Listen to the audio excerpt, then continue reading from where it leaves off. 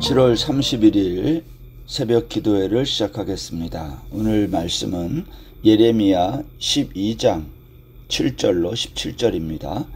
내가 내 집을 버리며 내 소유를 내던져 내 마음으로 사랑하는 것을 그 원수의 손에 넘겼나니 내 소유가 숲속의 사자같이 되어서 나를 향하여 그 소리를 내므로 내가 그를 미워하였음이로라. 내 소유가 내게 대하여는 문이 있는 매가 아니냐? 매들이 그것을 애워싸지 아니하느냐? 너희는 가서 들짐승들을 모아다가 그것을 삼키게 하라. 많은 목자가 내 포도원을 헐며 내 몫을 짓밟아서 내가 기뻐하는 땅을 황무지로 만들었도다. 그들이 이를 황폐하게 하였으므로 그 황무지가 나를 향하여 슬퍼하는도다. 온 땅이 황폐함은 이를 마음에 두는 자가 없음이로다. 파괴하는 자들이 광야의 모든 벗은 산 위에 이르렀고 여호와의 칼이 이 끝에서 땅 이 끝에서 저 끝까지 삼키니 모든 육체가 평안하지 못하도다. 무리가 밀을 심어도 가시를 거두며 수고하여도 소득이 없은즉 그 소산으로 말미암아 스스로 수치를 당하리니 이는 여호와의 분노로 말미암음이니라. 내가 내 백성 이스라엘에게 기업으로 준 소유에 손을 대는 나의 모든 악한 이웃에 대하여 여호와께서 이와 같이 말씀하시니라. 보라, 내가 그들을 그 땅에서 뽑아버리겠고 유다 집을 그들 가운데서 뽑아내리라. 내가 그들을 뽑아낸 후에 내가 돌이켜 그들을 불쌍히 여겨서 각 사람을 그들의 기업으로 각 사람을 그 땅으로 다시 인도하리니 그들이 내 백성의 도를 부지런히 배우며 살아있는 여호와라는 내 이름으로 맹세하기를 자기들이 내 백성을 가르쳐 바알로 맹세하게 한 것 같이 하면 그들이 내 백성 가운데 세움을 입으려니와 그들이 순종하지 아니하면 내가 반드시 그 나라를 뽑으리라. 뽑아 멸하리라. 여호와의 말씀이니라. 아멘. 오늘 본문은 예레미야 12장 7절부터 우리가 17절까지 읽었지만 우리 12장 그 앞에 있는 1절부터 6절에 있는 말씀까지 다 한꺼번에 말씀을 살펴보겠습니다. 여러분, 예레미야 12장에는요, 하나님이 정말 공의로우시고 전능하시고 선하시다면 어떻게 이 세상에 고통이 존재할까? 이러한 질문에 대한 답변을 하는 이론이 하나 있는데 그것을 신정론이라 그래요. 하나님이 계시다면 이 세상이 이렇게 모순투성이일 수 있는가? 이런 질문이죠. 여러분, 성경 역사에 등장하는 많은 나라들이 있는데 이집트나 아수르, 바벨론 같은 이제 나라들이죠. 세계를 지배했던 이 나라들이 세계를 평화롭게 만든 게 아니라 오히려 불행하게 만든 나라들입니다. 오늘날도 마찬가지죠. 지구상에 힘 있는 나라가 존재하는 이유가 뭘까요? 이 땅의 사람들을 잘 먹고 잘 살게 행복하게 하기 위함일까요? 그렇지 않죠. 오히려 그들로 말미암아 불행해지고 있는 거죠. 그들의 밑바닥에는 욕심이라는 죄악이 자리하고 있습니다. 우리는 그 사람들이 얼마나 많은 욕심을 갖고 있는지는 잘 모릅니다. 그것을 아는 한 가지 방법이 있는데 그런 자리에 한번 그 사람을 앉게 하는 거예요. 그러면 그 사람이 얼마나 욕심이 많은지를 알 수 있죠. 사람이 변했다 그런 말을 할 때가 있습니다. 뭐가 사람을 변하게 할까요? 욕심이 그 사람을 변하게 하는 겁니다. 그럼에도 불구하고 이런 탐욕의 나라들이 역사 속에 계속 등장한다는 겁니다. 그래서 우리가 질문을 하는 거예요. 하나님이 정말 통치하신다면 왜 이런 나라들이 계속 등장할까? 왜 하나님이 이걸 허락할까? 이런 질문에 대한 답변, 신정론의 답변이죠. 그것은 하나님은 악도 선한 목적을 위해 수단으로 사용하신다 그런 거예요. 그렇기 때문에 하나님은 선하고 의로우시다라는 겁니다. 오늘 예레미야 12장은 그래서 그러한 예레미야의 신정론적 질문으로 시작합니다. 예레미야 12장 1절에 보면 이렇게 되어 있어요. 여호와여, 내가 주와 변론할 때에 주께서 의로우시니이다 그랬어요. 여호와여, 제가 주께 불평할 때마다 언제나 주님이 옳으셨다는 말이에요. 세상에 돌아가는 것을 보면 의문이 많이 들어요. 그래서 우리가 하나님과 논쟁을 벌이죠. 그러나 결론은 항상 하나님이 옳았다는 겁니다. 그렇지만 하나님, 제가 한 가지 질문하겠습니다. 정말 하나님은 공정하신 분입니까? 이 예레미야의 질문이에요. 왜냐? 예루살렘의 수많은 선지자들이 거짓 예언을 일삼고 잘못도 없는 나 같은 사람을 죽이려고 하는데 정말 하나님은 공정하냐는 거예요. 예레미야의 질문은 이런 것이죠. 왜 악인이나 배신자가 형통하느냐는 거예요. 그들의 입은 주께 가까우나 마음은 먼 자들인데 그런 그들을 왜 하나님은 이곳에 약속의 땅에 뿌리 내리고 살게 하냐는 겁니다. 그들은 말과 행동이 다른 자들인데 하나님도 잘 아시는 건데 예레미야가 정말 궁금했던 것은요. 하나님은 의인만이 아니라 악인에게도 골고루 햇빛을 비춰주고 비도 내리시고 왜 악인들은 이런 하나님의 은혜를 입으면서 왜 마음이 주께로부터 멀리 있을까 하는 겁니다. 여러분, 여기서 예레미야가 말하는 악인은요. 불신자를 말하는 게 아닙니다. 하나님의 백성이라고 말하면서도 외식하고 형식적으로 흉내만 내는 사람들을 말합니다. 이들은 예레미야가 경고한 심판의 종말은 자기들과는 아무 상관이 없는 거라고 믿었던 자들이에요. 예레미야는 이들이 너무 싫었어요. 외식하는 악인들의 형통과 평안이 싫었습니다. 그래서 지금 하나님께 따지고 변론하는 겁니다. 이런 예레미야의 질문에 대한 하나님의 답변이 무엇일까요? 여러분, 그것이 오늘 본문의 이야기입니다. 먼저 어제 주일 본문에 있는 5절 말씀에 보면요. 만일 내가 보행자와 함께 달려도 피곤하면 어찌 능히 말과 경주하겠느냐. 내가 평안한 땅에서 무사하려니와 요단 강물이 넘칠 때는 어찌하겠느냐. 이게 무슨 말이냐면 보행자, 평안한 땅이라는 말은 예레미야의 고향 아나돗을 가르치는 말이고요. 달리는 말, 넘치는 요단 강물은 앞으로 겪게 될 큰 환난과 핍박을 의미해요. 너 아나돗이라는 작은 마을 사람들의 핍박을 이것도 힘들어서 불평하면 앞으로 더 닥치게 될 큰 환난, 요단의 물이 넘칠 때와 같은 그런 환난, 바벨론의 침략을 말하는데요. 그때는 너 어떻게 하려고 그래? 하면서 예레미야를 격려하는 말씀이에요. 예레미야는 악한 자가 형통하고 반역하는 자가 평안하는 이 일이 도대체 무슨 이유입니까? 양을 잡기 위해서 끌어내듯이 그들을 끌어내 죽일 날을 예비하는 것처럼 해야 되지 않습니까? 이렇게 고발을 한 거예요, 하나님께. 그때 그러한 예레미야에게 하나님이 7절에서 이렇게, 오늘 본문이죠, 답변하십니다. 7절.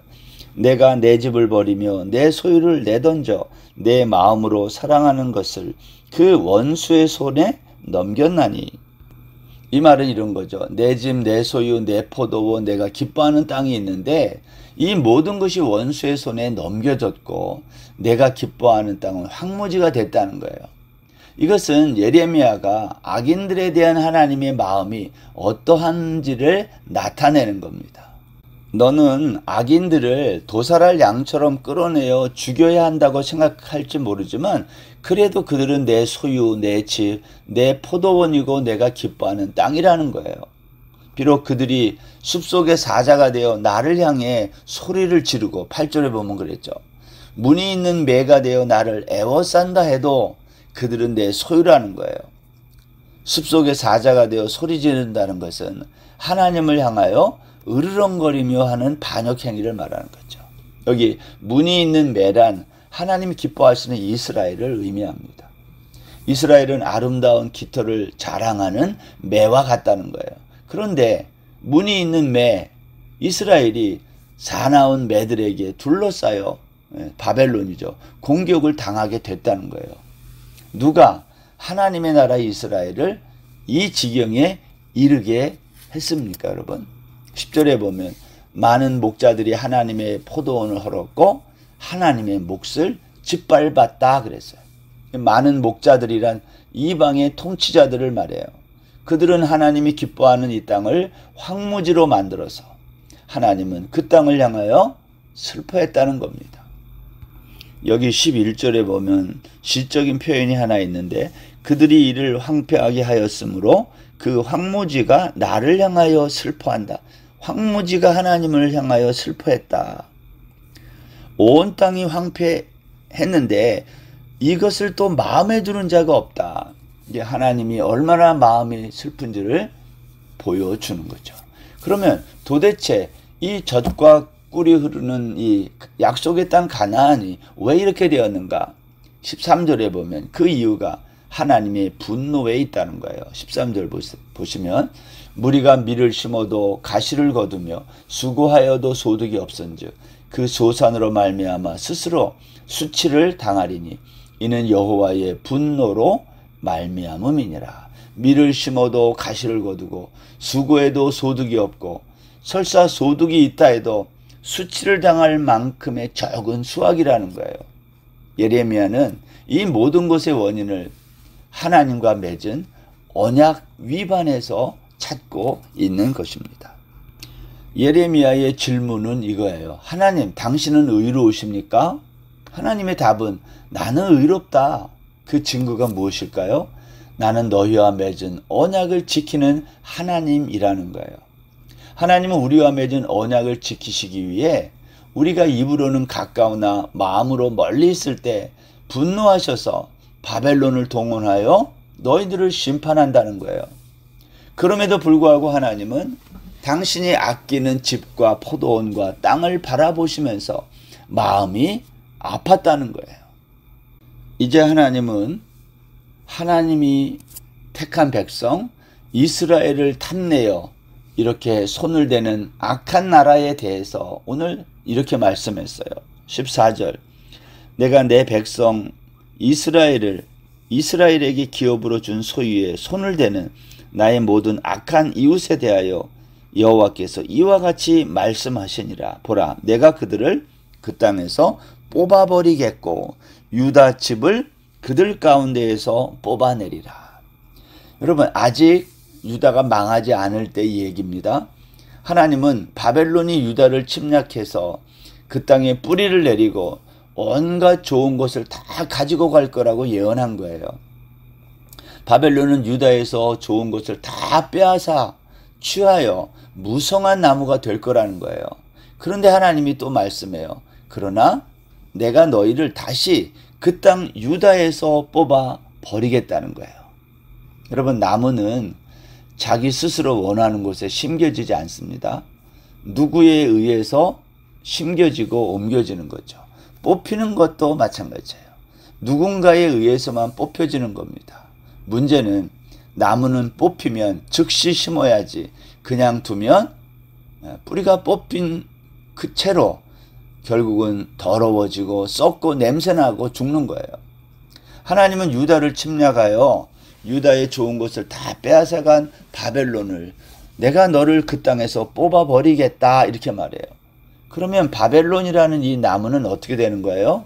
썩고 냄새나고 흉한 물건이 된다는 거예요. 이것은 바벨론이 페르시아에 의해서 그 땅에서 뽑힐 것을 하나님이 미리 말씀한 거예요. 여기 오늘 또 본문에 보면 하나님이 뽑아낸다 그랬어요. 누구를 뽑아내요? 바벨론의 포로로 끌려간 백성들을, 유다 백성들을 그 땅에서 뽑아낸다는 거예요. 이것은 이스라엘의 포로 귀환을 예언하고 있는 거죠. 그런데 바벨론 땅에서 뽑아낸다는 게 뭐냐? 역시 뿌리가 뽑히는 거예요.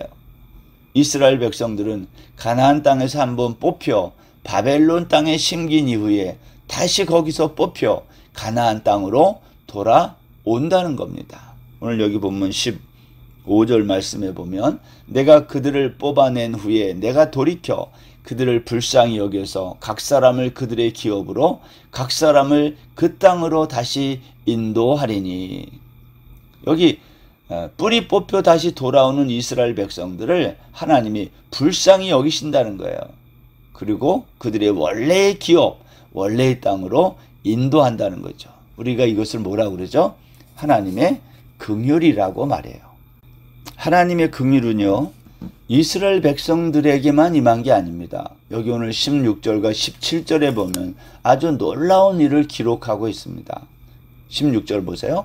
그들이 내 백성의 도를 부지런히 배우며 살아있는 여호와라는 내 이름으로 맹세하기를, 자기들이 내 백성을 가리켜 바알로 맹세하게 한 것 같이 하면 그들이 내 백성 가운데에 세움을 입으려니와 그들이 순종하지 아니하면 내가 반드시 그 나라를 뽑아 멸하리라. 무슨 말입니까? 이스라엘 백성들이 포로로 잡혀간 그곳에서 다시 뽑혀서 예루살렘으로 돌아올 때 오늘 이스라엘 백성들을 따라서 나온 사람들이 있다는 거예요. 전쟁으로 망한 나라, 황폐해져 버린 나라, 자기 나라 사람들도 가려고 하지 않는 나라에 따라온 사람들이 있다는 거예요. 여러분, 에스라서 2장 64절 이하에 보면 온 회중의 합계가 42,360명이요 하면서 포로 귀환한 사람들, 에스라와 함께 귀환한 사람들의 그 명단이 나오는데요. 거기에 보면 이러한 말이 나와요. 그 외에 남종과 여종이 7,337명이요.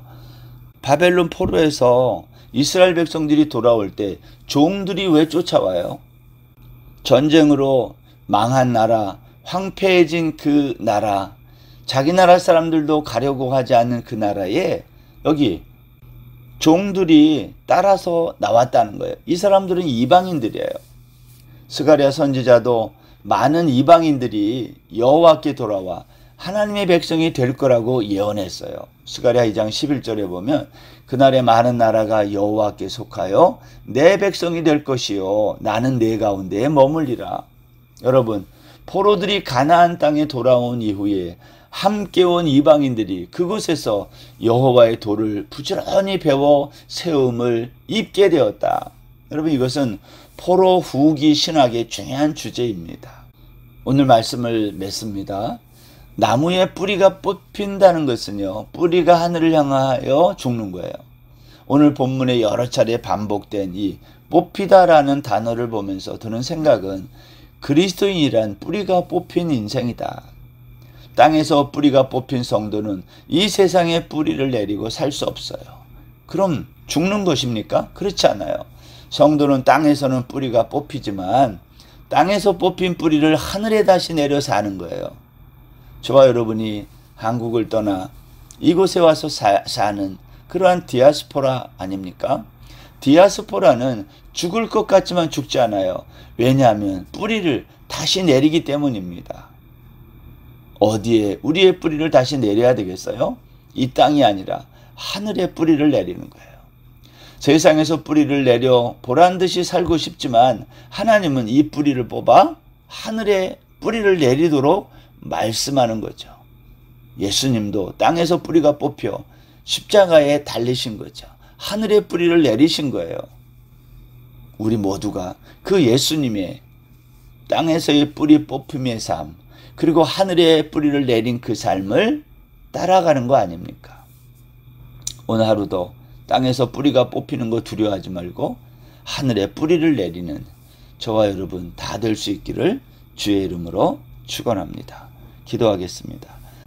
하나님 아버지, 오늘 하루도 우리가 이 땅에서는 뿌리를 뽑히지만 다시 하늘에 뿌리를 내리는 거룩한 하나님의 백성임을 기억하고, 하나님, 이 땅에서 뿌리 뽑힌 디아스포라로서 고난과 어려움이 있지만 날마다 하늘의 소망을 바라보며 살아가는 우리 모든 성도들 되게 하여 주옵소서. 하나님의 마음이 어떤 마음인지를 우리가 다시 한번 깨닫습니다. 황폐해진 이 땅을 바라보는 하나님의 안타까운 마음을 우리도 마음에 간직하고, 동일한 마음으로 이 세상에 황폐해져 버린 사람들의 마음을 바라보는 저희들 모두가 되게 하여 주옵소서. 오늘 하루도 온전히 주께 의지하며 예수님의 이름으로 기도드립니다. 아멘. 오늘 하루도 평안하세요.